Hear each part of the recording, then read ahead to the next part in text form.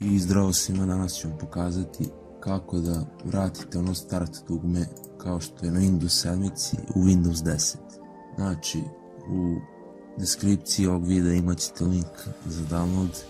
Kada preuzmete ovaj start is back, idete ovdje extract tu. Kada ga ekstraktujete, otvorite folder, otvorite ovom, yes,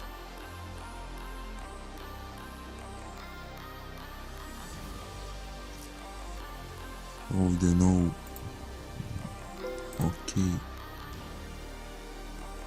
i sačekajte samo malo, sad se instaliralo, znači da vidimo, evo ga, to je taj start.